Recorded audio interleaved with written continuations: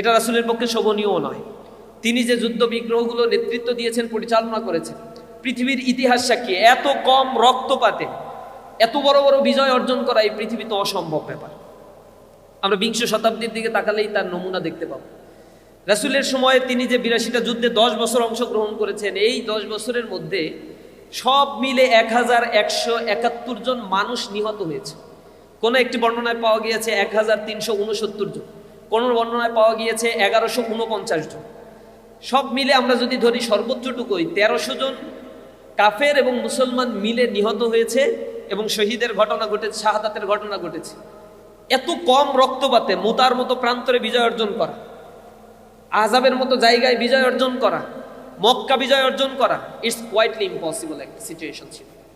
অথচ আমরা বিংশ শতাব্দীতে দেখেছি যারা সভ্যতার ধ্বজাধারী, যারা সেকুলারিজমকে এই পৃথিবীব্যাপী প্রমোট করতে তাদের জীবনের সকল ত্যাগ তিতিক্ষা তারা দিয়ে যাচ্ছে, এই মানুষগুলো বিংশ শতাব্দীতে ১৩টার অধিক বড় বড় জেনোসাইড সংগঠিত করেছে। এই জেনোসাইডে অ্যাভারেজে হত্যার সংখ্যা ৩০ থেকে ৭০ লাখের উপরে।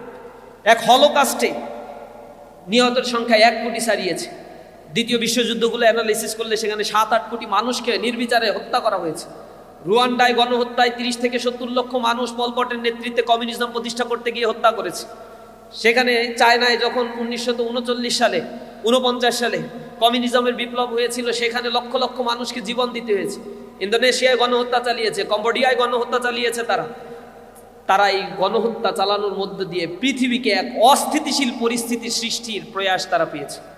ইসলামকে নির্বাপিত করতে গিয়ে মানবতাকে তারা বিধ্বংসী রূপে নিয়েছে। অর এগেইনস্ট টেরর ঘোষণা দিয়ে পৃথিবীর মানবতাকে আজ তারা লাঞ্ছিত করেছে। খাবার পাচ্ছে না, রুটি আনতে গেলে রুটিতে রক্ত মেখে থাকে, লাশ পাশে পড়ে থাকে, রুটি খাবার লোক নাই। মানুষগুলো জীবন্ত অবস্থায় যায়, মৃত্যু পুরীতে পরিণত হয়েছে আজ গাজা। শিয়াবে আবু তালিবে যেভাবে রাসূল করিম সাল্লাল্লাহু আলাইহি সাল্লামকে বন্দী করে খাদ্যহীন সংকটের মধ্যে ফেলে দেয়া হয়েছিল, দিন সেই দিকেই নিয়ে যাচ্ছে এই জায়নিস্টরা। আল্লাহ রাব্বুল আলামিন সেই শিয়াবে আবু তালিব থেকে রাসূলকে সসম্মানে বের করেছিলেন এবং বিশ্ব নেতৃত্বের জন্য তাকে বাছাই করেছিলেন। অবশ্যই মুসলমানদের দুর্দিনের পরেই সুদিন আসে, ইন্না মা'আল উসরি ইউসরা। নিঃসন্দেহে আমরা মনে করি সেই জায়গাটা আল্লাহ রাব্বুল আলামিন মুসলমানদেরকে পরীক্ষা করছেন, পরীক্ষার মধ্য দিয়ে মুসলমানরা সেই জায়গা পাড়ি দিবে ইনশাআল্লাহ। রাসূল করিম সাল্লাল্লাহু আলাইহি সাল্লামের জীবনের এই দিকগুলো নিয়ে আমরা যখন আলোচনা করি, আমাদেরকে ফার্স্ট মনে রাখতে হবে যে এই জীবনীগুলো আল্লাহ রাব্বুল আলামিন কোরআনের ভিতরেই সংরক্ষণ করে রেখেছেন এবং কোরআনকে আমাদের জন্য পড়ার ব্যবস্থা করেছেন। আর এটা এ কারণেই করেছেন যাতে আমরা আমাদের জীবনে লালন পালন করতে পারি সেই জিনিসগুলো। এটা এমন নয় যে আমাকে এটা বলা হলো সুবহানাল্লাহ আলহামদুলিল্লাহ পরে একটু বাতাসা খেলাম আর একটু তাবারক নিয়ে চলে গেলাম, আমার দায়বদ্ধতা শেষ হয়ে গেল। সময়ে সময়ে রাসূলের নামে কিছু দুরূদ পাঠ করে আমার লায়াবিলিটি আমি শেষ করলাম। রাসূলের আগমন এজন্যও হয় নাই, আর রাসূলের জীবনীকে কোরআনের মধ্যে আল্লাহ সংরক্ষণ এই কারণেও করেন নাই। আল্লাহ রাব্বুল আলামিন সূরা ইনশিরার মধ্যে বলেছেন, ওয়া রাফা'না লাকা যিকরা, আমি তোমার আলোচনার দিগন্তকে প্রসারিত করে দিয়েছি। পৃথিবীর মাগরিব থেকে মাশরিক পর্যন্ত, পূর্ব থেকে পশ্চিম পর্যন্ত রাসূল করিম সাল্লাল্লাহু আলাইহি সাল্লামের জীবনীগুলো অ্যানালাইসিস করা হয়, একাডেমিয়াতে গবেষণা করা হয়। মানুষ রাসূল করিম সাল্লাল্লাহু আলাইহি সাল্লামের লিডারশিপ কোয়ালিটিগুলো কেমন ছিল, সামাজিক আচরণগুলো তিনি কেমন করতেন, ব্যক্তির সাথে মুআমালাত কেমন করতেন, সামষ্টিক নেতৃত্ব রাসূলের কেমন ছিল। সামগ্রিক দিক থেকে রাসূল করিম সাল্লাল্লাহু আলাইহি সাল্লামের জীবনটা ছিল একটা ভারসাম্যময়। এবং এই জীবন বিশ্লেষণ করতে গিয়ে অনেকেই ইসলাম ধর্ম গ্রহণ করছে, অনেকেই এই জীবনী বিশ্লেষণ করতে গিয়ে নিজেদের মধ্যে আত্মকুলুপ দিয়ে এটা জাগ্রত করতে সক্ষম হচ্ছে। আমাদের দুর্ভাগা কপাল, আমাদের ক্যাম্পাসগুলোতে, আমাদের স্কুল কলেজগুলোতে যেভাবে বিভিন্ন চেতনার গান শোনানো হয়, বিভিন্ন সেকুলার মানুষদের জীবন পাঠ করা হয়, স্কুল কলেজগুলোতে রাসূল করিম সাল্লাল্লাহু আলাইহি সাল্লামের পূর্ণাঙ্গ জীবনী শেখার কোনো বন্দোবস্ত রাখা হয় না। যখনই এটা রাখা হয় না, তখন এই শিক্ষা ব্যবস্থার মধ্য দিয়ে নৈতিকতা বিবর্জিত একটা সমাজ ব্যবস্থা তৈরি হয়। আপনারা মনে রাখবেন, রাসূলের আগমনের পূর্বে এখানে প্রায় ৬০০ বছর ধরে সারা পৃথিবীতে কোনো নবী রাসূলের আগমন হয়নি, ছিল না। বুখারী শরীফের মধ্যে আসছে, রাসূল করিম সাল্লাল্লাহু আলাইহি সাল্লাম বলেছেন ৩৪৪২ নম্বর হাদিসের মধ্যে, আমি এবং ঈসা আলাইহিস সালামের মাঝখানে এই জায়গাটা হচ্ছে কোনো নবীর আগমন হয়নি। অর্থাৎ এই সময়টা পুরাই ফাঁকা ছিল, যেটাকে আইয়ামে জাহিলিয়াতের যুগ বলা হয়। যেটা কোরআন শরীফের মধ্যে আল্লাহ রাব্বুল আলামিন বলে দিয়েছেন যে আমি কদ জাআকুম রাসূলুনা ইউবাইয়িনু লাকুম আলা ফাতরাতিন। রাসূলের আগমনের পূর্বের এই সময়টা একটু দীর্ঘ বিরতির পরেই শুরু হয়েছে যাত্রাটা। এটার কারণটা ছিল, যখন কোনো ধর্ম থাকে না সমাজ ব্যবস্থায়, রাষ্ট্র ব্যবস্থা যখন নৈতিকতা বিবর্জিত হয়ে পড়ে, তখন সেটা কত নিকৃষ্টতম একটা রাষ্ট্র ব্যবস্থায় পরিণত হতে পারে। 600 বছরের ইতিহাস সাক্ষী দিচ্ছে। এটাকে অকপটে যে কেউ বলে আইয়ামে জাহেলিয়াত, সেটা ইহুদিদের কোনো হিস্ট্রি ঐতিহাসিক, অথবা মুসলিমদের ঐতিহাসিক, বা হিন্দুদের ঐতিহাসিক, বা খ্রিস্টিয়ানদের ঐতিহাসিক, যারাই এই ইতিহাস লিখেছে সবাই অকপটে স্বীকার করেছে এই সময়টা ছিল আইয়ামে জাহেলিয়াতের যুগ। এমন অন্ধকারাচ্ছন্ন যুগ যেখানে নারীর কোনো মর্যাদা ছিল না। বাচ্চা সন্তান জন্মগ্রহণ করলে বাবা তার সন্তানকে নিয়ে গিয়ে হত্যা করতো। রাসূলের কাছে এক সাহাবী এসে কথা বলছে এরকম, আল্লাহ রাসূল বলছে, কিভাবে তোমার সন্তানকে তুমি হত্যা করতে পারো? রাসূল করিম সাল্লাল্লাহু আলাইহি সাল্লামের কথার উত্তরে সে বলছে, আমার বাচ্চা যখন একটু বড় হলো, বাবা বাবা বলে ডাকতে পারে, আমি কোলে করে নিয়ে তাকে গেলাম তাকে হত্যা করার জন্য, কারণ আমার বংশের মর্যাদাগুলো নষ্ট হচ্ছে, আমি মানুষের কাছে মুখ দেখাতে পারছি না, আমার কন্যা সন্তান তাই। আমি তাকে নিয়ে গেলে যখন আমি কবর খুঁজছিলাম, জীবন্ত কবর দেওয়ার জন্য আমি ঘেমে যাচ্ছিলাম, আমার বাচ্চা মেয়েটা আমার শরীর থেকে ঘামগুলো মুছে দিচ্ছিল বারবার। আমার পাষাণ্ড মন তারপরেও কোনো সায় দেয়নি। আমি গর্ত খোঁজার পরে আমার সন্তানকে এর ভিতরে ফেলে দিলাম। আমার সন্তান বাবা বাবা বলে চিৎকার করছিল আর ক্রন্দন করছিল। আমি একটা পাথর নিয়ে তার দিকে আঘাত করলাম, আর রক্ত ফিনকি দিয়ে আমার শরীরের উপরে এসে পড়লো। রাসূল করিম সাল্লাল্লাহু আলাইহি সাল্লাম এই অবস্থা দেখে বলছে, এই কথাগুলো শুনে চোখের পানি ভিজে যাচ্ছে, দাড়ি মোবারক ভিজে যাচ্ছে। এরপরে রাসূল সাল্লাল্লাহু আলাইহি ওয়াসাল্লাম বলছেন, মানুষও এইভাবে অমানুষ হইতে পারে, তারা আপন সন্তানকে এইভাবে হত্যা করতে পারে। তারা তাদের সন্তানকে হত্যা করত কারণ তাদেরকে খাদ্য, ভরণ পোষণ এগুলো দিতে হবে, আর মেয়ে সন্তান হচ্ছে অশুভ লক্ষণ হিসেবে চিহ্নিত করা হতো। যেখানে ধর্ম ছিল না সেখানে এই মেয়েদেরকে পণ্য হিসেবে, ভোগ্য পণ্য হিসেবে ব্যবহার করা হতো। বিবাহ প্রথা ছিল 3 ধরনের প্রথা, সেখানে এক একটা মহিলার কাছে অজস্র পুরুষের বসবাস ছিল। এরপরে এক সন্তান জন্মগ্রহণ করলে ওই রমণী যাকে বলতো ও তোর পিতা, ঠিক সেই হয়ে যেত পিতা। এর পিতার কোনো যাচাই বাছাই ছিল। এমন জাহেলি চর্চাগুলো ছিল। ধর্ম চর্চা বাদ দিয়ে যারাও আজ পৃথিবীকে গড়ে তুলতে চায়, সে ওয়েস্টার্ন ফিলসফির কাছে আপনারা তাকিয়ে দেখেন, এমন চরিত্র দেখতে পাবেন যেখানে চিলিতে ৭৬.৬% সন্তান জানে না তাদের পিতৃ পরিচয়। খোদ আমেরিকায় 45 থেকে 46% সন্তান জানে না তাদের পিতৃ পরিচয়। স্ক্যান্ডিনেভিয়ান অঞ্চল, বাল্টিক অঞ্চল, সুইডেন, ডেনমার্ক, নরওয়ে, এইসব দেশগুলো যারা সুখী দেশ হিসেবে পরিচিত, সেখানে অন্তত 50% সন্তান জন্মগ্রহণ করার পরে তার পিতার পরিচয় সম্বন্ধে তাদের কোনো ধারণা নাই। তারা সিঙ্গেল মাদার কনসেপ্ট ডেভেলপ করেছে। ওই সন্তান জন্মের পরেই বুঝে নেয় যে তার বাবার কোনো পরিচয় নাই, সে বাবাহীন অবস্থায় জন্মগ্রহণ করেছে। কেউ তো আর বাবাহীন অবস্থায় জন্মগ্রহণ করে না, তার মানে তার মায়ের চরিত্রের ব্যাপারেই তার সন্তানের কাছে পরিষ্কার হয়ে যায়। এজন্য ওই সমাজ ব্যবস্থায় মায়ের কোনো মর্যাদা নাই, পারিবারিক কোনো মর্যাদা তারা প্রতিষ্ঠা করতে পারেনি। সামাজিকীকরণ তারা ধ্বংস করে ফেলেছে। নিউক্লিয়াস ফ্যামিলি তৈরি হয়েছে, সেখানে স্ত্রী সেক্স লিভিং টুগেদার প্রথার মধ্য দিয়ে মানবতা আজ বিধ্বংসী রূপ নিয়েছে। আজকে আস্তে আস্তে আস্তে আস্তে কমতে কমতে তাদের জনসংখ্যা এখন নেগেটিভ পপুলেশনের দিকে যাচ্ছে। মুসলমানের সংখ্যা দিনে দিনে বাড়ছে। এই অসভ্য সংস্কৃতি, চোখ ধাঁধানো জৌলুসতা, মানুষের আত্মিক প্রশান্তি যেহেতু দিতে পারে নাই, এই চোখ ধাঁধানো জৌলুসতা থেকে মানুষ আজ মুখ ফিরিয়ে এক কালামুল্লাহর দিকে তারা আজ দলে দলে ভিড়ছে। এটাই কোরআনের, ইসলামের, রাসূলের সৌন্দর্য। এই আইয়ামে জাহেলিয়াতের মধ্যে সুদ প্রথা এত প্রগাঢ় আকার ধারণ করেছিল, সেখানে ইহুদি যারা নিজেদেরকে দাবি করত, তারা দ্বিমুখী আচরণ করত, মানুষের সাথে মানুষের ক্লাশ বাঁধিয়ে দিত।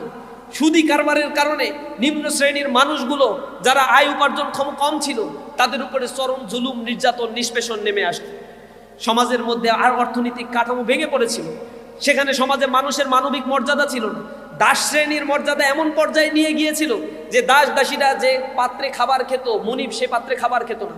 মুনিব খাবার খাবার পরে তার উচ্ছিষ্ট অংশটুকু বেঁচে থাকলে সেটা দাস দাসীদের জন্য খাদ্য হিসেবে বিবেচিত হতো।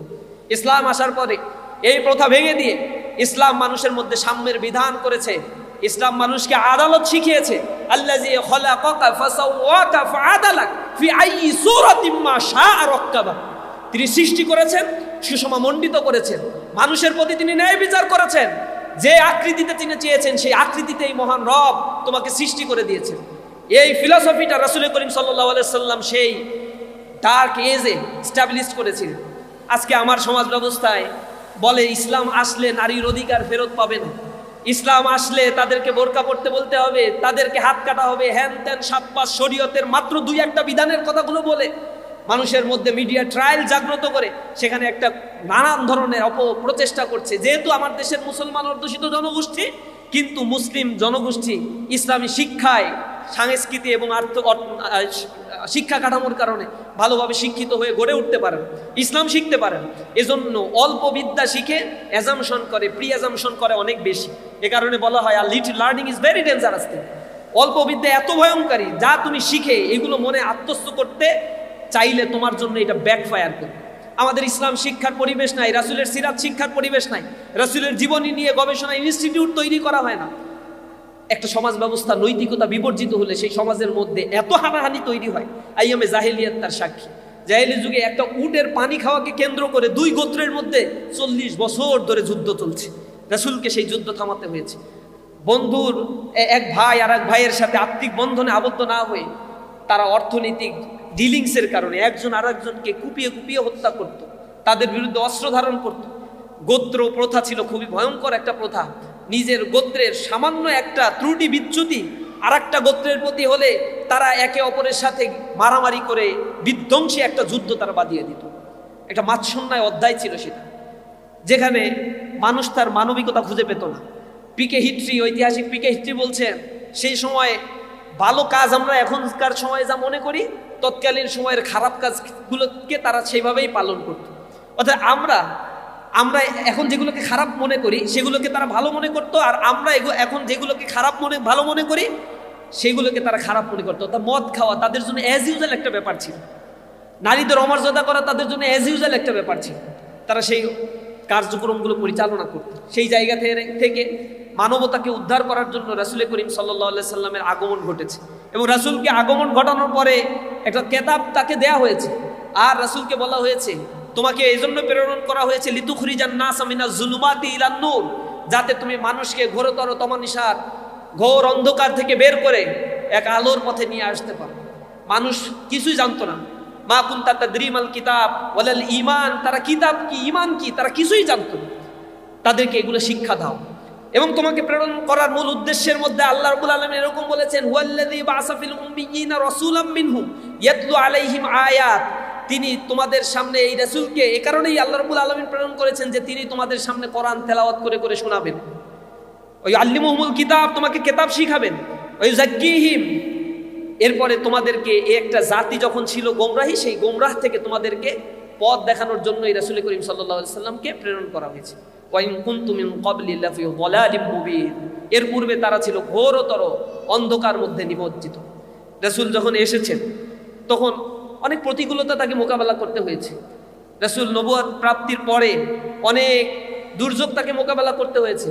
তার নিজের সাজাতি তাকে গ্রহণ করতে পারে নাই, তার আত্মীয় স্বজন নিকট আত্মীয় সর্বপ্রথম তার বিরোধিতা করেছে, তার চাচারা তাকে হত্যা করার প্রয়াস করেছে, চক্রান্ত এঁটেছে। নিজ বাসভূমে তিনি থাকতে পারেন নাই, হিজরত করে চলে যেতে হয়েছে, হিজরত করে আর একটা দেশে গিয়ে এই দিনের দাওয়াত প্রচার করতে হয়েছে। রাসূলকে অনেক কম্প্রোমাইজের মধ্য দিয়ে যদি যেতেন তাহলে রাসূল করিম সাল্লাল্লাহু আলাইহি সাল্লামকে মক্কা ত্যাগ করতে হতো না।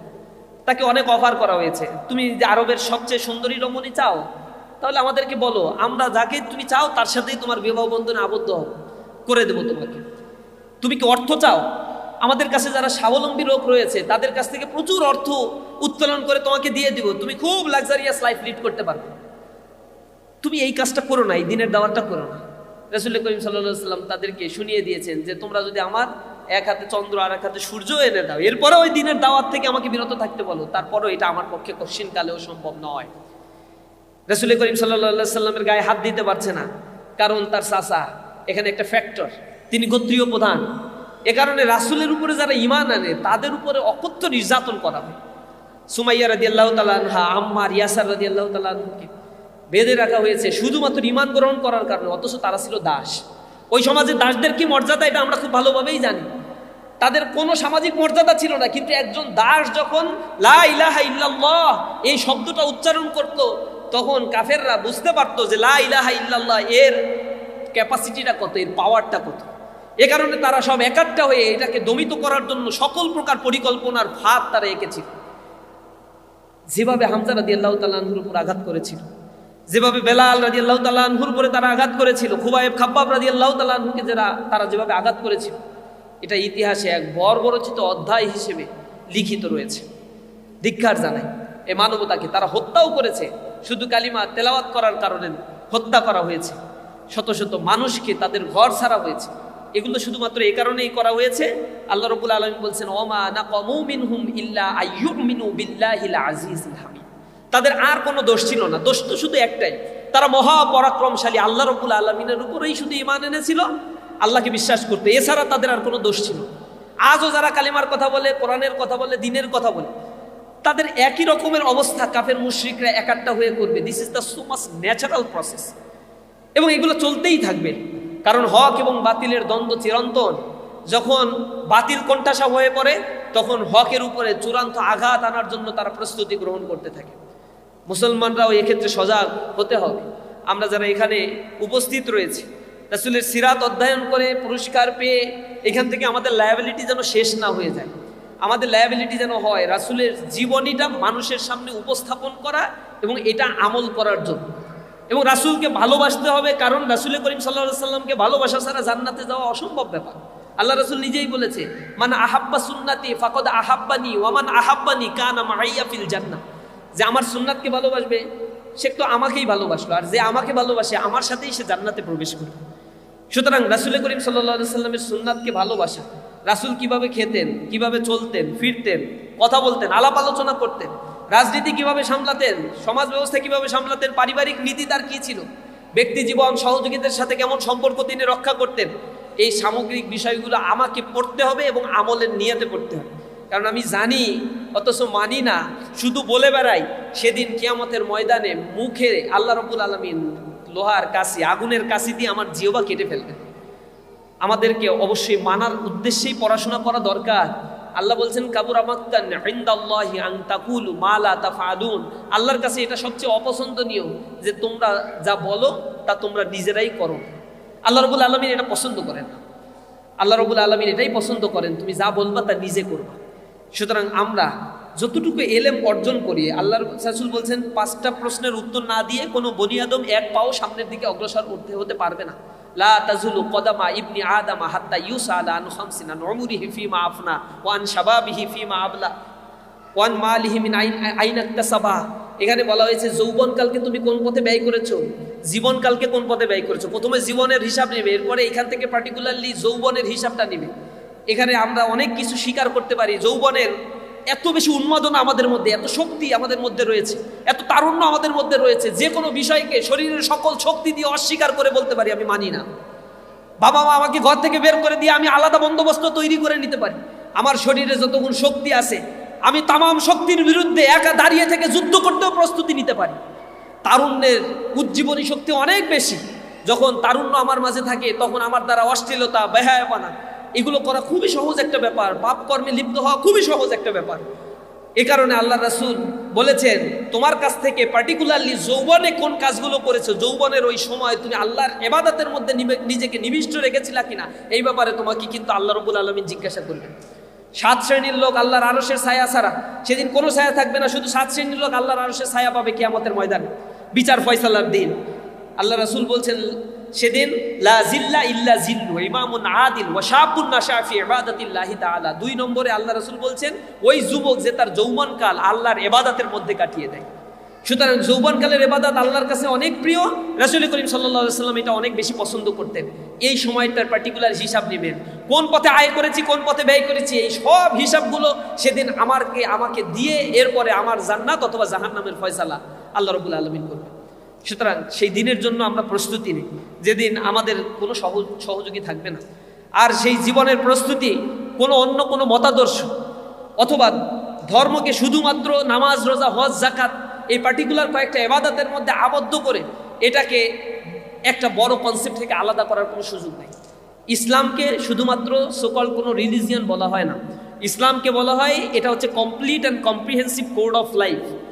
Every pros and cons have included in this religion. So you can deny one side of Islam, you can accept another side. It's completely unfortunate. আপনি ইসলামের কিছু অংশ মানবেন, আল্লাহ বলছেন আফাতুমিনুনা বিবাদিল কিতাব ওয়া তাকফুরুনা বিবাদ। তোমরা কিতাবের কিছু অংশ মানো, কিছু অংশ মানো না। আল্লাহর সাথে ফাইজলামি করার কোনো সুযোগ নেই, ফাইজলামি করা যাবে না এখানে। আমার সাথে যতটুকু যায় ততটুকু মানি, যতটুকু যায় না ততটুকু আমি পরিহার করি। আমাদেরকে অনেকে বলে তোমরা এখন রাজনীতি করো, ইসলাম নামে রাজনীতি ভাঙায় খাও, বলে ইসলামী রাজনীতি করো। ইসলামের রাজনীতি আছে? ইসলামের নামে রাজনীতি করে এইগুলো করো কেন, সেইগুলো করো কেন? এগুলো যারা বলে এরাও আবার মুসলমান। এরা রাসূলের জীবনী পড়ে নাই। রাসূলের জীবনের অর্ধেক সময় গেছে রাষ্ট্র ঠিক করার জন্য। রাসূল করিম সাল্লাল্লাহু আলাইহি সাল্লামের পরে খেলাফতের দায়িত্ব যারা পালন করেছেন, সাহাবায়ে আজমাইন যারা ছিলেন, আইম্মায়ে মুস্তাহিদিন যারা ছিলেন, সালফে সালেহিন যারা ছিলেন, এনারা রাষ্ট্রনায়ক ছিল, রাষ্ট্র পুনর্গঠনের কাজ করেছে। এত বড় সাম্রাজ্য তৈরি করেছেন, এগুলো রাজনীতির বাইরে গিয়ে করেছেন? এগুলো শুধু তসবিহ টিপে করেছেন? আল্লাহ রাসূল বলেছেন আল জান্নাতু তাহতা জিলালি শুয়ুক, তরবারির ছায়ার নিচেও জান্নাত আছে, তরবারির ছায়ার নিচেও জান্নাত আছে। সুতরাং যারা এই কথাগুলো বলে তারা ইন্টেনশনালি ইসলাম থেকে এই ধর্ম রাজনীতি এগুলোকে একটু আলাদা করতে চায়, ইসলামকে রাজনীতি থেকে আলাদা করতে চায়। এগুলো সেকুলারদের বয়ান। সেকুলারদের কোনো ধর্ম নাই, এ কারণে তারা রাষ্ট্রীয় পর্যায়ে সেকুলারিজমকে প্রমোট করে সেখান থেকে ধর্মকে আলাদা করে নিজেদের উৎকুচ পাওনাটা আদায় করার জন্য চেষ্টা করে। পাওনা না, এটা হচ্ছে লুটে পুটে খাওয়ার রাজত্ব তারা তৈরি করে। আমাদের সমাজে যারা শাসক রয়েছে তারা কি দেশের জন্য কোনোদিন কল্যাণ বয়ে আনতে পারছে? রাসূল করিম সাল্লাল্লাহু আলাইহি সাল্লামের সময়ে যে মানুষগুলো শাসক হিসেবে দায়িত্ব পালন করতো তাদের চরিত্র এমন ছিল। সাঈদ বিন আমের রাদিয়াল্লাহু তাআলা, ওমর রাদিয়াল্লাহু তাআলা আনহুর সময় তাকে একটা প্রদেশের গভর্নরের দায়িত্ব দেওয়া হয়েছে। সাঈদ বিন আমের রাদিয়াল্লাহু তাআলা আনহুর ওই প্রদেশে দুর্ভিক্ষ দেখা দিয়েছে, গরিব মানুষের তালিকা করতে বলছে ওমর রাদিয়াল্লাহু তাআলা আনহু তার গোপন গোয়েন্দা বাহিনী দিয়ে। তালিকার শুরুতে সাঈদ বিন আমেরের নাম। ওমর রাদিয়াল্লাহু তাআলা আনহু দেখে বলছে এটা কি সেই সাঈদ বিন আমের যিনি তোমাদের শাসক? বলছে হ্যাঁ সেই সাঈদ বিন আমের। বলছে সে কি এত দরিদ্র যে দারিদ্র মানুষের তালিকায় তার নাম প্রথমেই থাকতে হবে? তখন সে বলছে, গোয়েন্দা বাহিনীর লোকজন বলছে যে আমাদের গভর্নর এতই দরিদ্র যে সকালে একবেলা খেলে দুপুরে খাবার তার কি খাবে এটা নিয়ে তার কোনো ঠিক ঠিকানা নেই। পোশাক একটা পরে আর একটা পোশাক পরার তোর কোনো পোশাক নাই। এভাবে করে তারা গভর্নরের দায়িত্ব পালন করছে। ওমর রাদিয়াল্লাহু তাআলা আনহু তখ্ত বসে বসে মসজিদে নববীতে শুয়ে থেকে পুরা রাজত্ব চালিয়েছেন, পৃথিবীর অর্ধজাহান শাসন করেছেন। সাম্রাজ্যের পাহাড় তারা গড়েন নাই। আলী রাদিয়াল্লাহু তাআলা আনহু ছাতু খেতেন। তাকে যখন মানুষেরা পরামর্শ দিত আপনি এখন খলিফাতুল মুসলিমিন, এত সাম্রাজ্যের মালিক, আপনি একটু ভালো খাবার খাইলে কি হয়? আলী রাদিয়াল্লাহু তাআলা বলছেন তোমরা আমাকে দুনিয়ার প্রতি আকৃষ্ট করছো, আমাকে দুনিয়ার প্রতি তোমরা আকৃষ্ট করো না। এই ছিল সাহাবীদের চরিত্র। আর আমাদের এই দেশের এক পাতি নেতা হইলেও তার অ্যাকাউন্টে 400 কোটি টাকার কমে টাকা থাকে না। ব্যাংক লোপাট করার এক মহা সাম্রাজ্য তারা তৈরি করেছে। রাসূলের সুন্নাত, নববী সুন্নাত যতটুকু পর্যন্ত পালন করে, যতটুকু পর্যন্ত যেখান থেকে তারা সুবিধা নিতে পারে। এই ইলেকশন আসছে, এখন টুপি পরবে, এরপরে লা ইলাহা ইল্লাল্লাহ, অমুকের মাল্লার মালিক তুমি আল্লাহ, এরকম স্লোগানগুলো তখন দেয়া শুরু করবে তারা। আবার যখন এটা চলে যাবে তখন বলবে যে ধর্মের ভিতরে কোনো রাজনীতি নাই, ধর্মের জায়গায় ধর্ম নিয়ে এরা রাজনীতি করে। আমরা ধর্ম নিয়ে রাজনীতি করি না, আমরা ইসলামকে বিশ্বব্যাপী যে ইসলামী রিভলিউশন রাসূল করিম সাল্লাল্লাহু আলাইহি সাল্লামের সময় প্রতিষ্ঠিত হয়েছিল, যার মাধ্যমে সাম্য, মানবিক মর্যাদা, ন্যায় বিচার, সামাজিক সুবিচার, মানুষের মধ্যে ভেদাভেদ সব দূর হয়ে গিয়েছিল, সেই সামাজিক কাঠামো পুনর্প্রতিষ্ঠা করার জন্যই আমরা কাজ করে থাকি। এবং ইসলামের এইটাই নির্দেশ, যারা এটা মানে না তারা হচ্ছে জালেম, যারা এটা মানে না তারা হচ্ছে ফাসিক। রব্বুল আলামিন আমাদেরকে সেই জালেম থেকে, ফাসিক থেকে হেফাজত থাকার তৌফিক দান করুন। আমরা আমাদের জীবনকে গড়ে তুলব যে জীবন মৃত্যুর পরে আমাকে এই পৃথিবীকে বাঁচিয়ে রাখবে। এমনও জীবন করিবে গঠন, মরণে হাসিবে তুমি আর কাঁদিবে ভুবন। আল্লাহ রাসূলের জীবনী থেকে আমরা যত বেশি অধ্যয়ন করে নিজেদের জায়গায় আমরা পরিশীলিত করতে পারি, যে দিকটা আমার সবচেয়ে বেশি আকর্ষণ সৃষ্টি করে, আমরা সর্বোচ্চ চেষ্টা করি সেই জিনিসগুলোকে আরো বেশি নিজের মধ্যে আকৃষ্টতর করে ইবাদত করার জন্য আমরা চেষ্টা করি। রাসূলের জীবনের প্রত্যেকটা খুঁটিনাটি বিষয়কে অ্যানালাইসিস করার জন্য। সাহাবায়ে আজমাইনরা এমন হতো যে ওমর রাদিয়াল্লাহু তাআলা একদিন হেঁটে যাচ্ছেন এক অভিযানে, এক জায়গায় বিশ্রাম নিতে বসে গেলেন, সবাইকে বলছেন এখানেই বিশ্রাম না। সাহাবীরা বলছে তো এখানে বিশ্রাম নেওয়ার জায়গা না, আমরা তো ক্লান্ত হই নাই। তখন ওমর রাদিয়াল্লাহু তাআলা বলছে আমি রাসূলকে দেখেছি এখানে বিশ্রাম নিতে, সুতরাং এখানেই বিশ্রাম নিব আমরা। এভাবে রাসূলকে তারা ইত্তেবা করতেন। খুঁটিনাটি কোনো বিষয় তারা ছেড়ে দিতেন না। রাসূলের সুন্নাতের সব বিষয়গুলো তারা ধরার জন্য চেষ্টা করতেন। আমরা যেন আমাদের জীবনে সেগুলো লালন পালন করতে পারি এবং রাসূল করিম সাল্লাল্লাহু আলাইহি ওয়াসাল্লাম যে সমাজ ব্যবস্থা গড়ে তুলেছেন সেই সমাজ ব্যবস্থা গড়ে তোলার জন্য আমাদের সর্বোচ্চ চেষ্টা প্রচেষ্টা আমরা যেন অব্যাহত রাখতে পারি।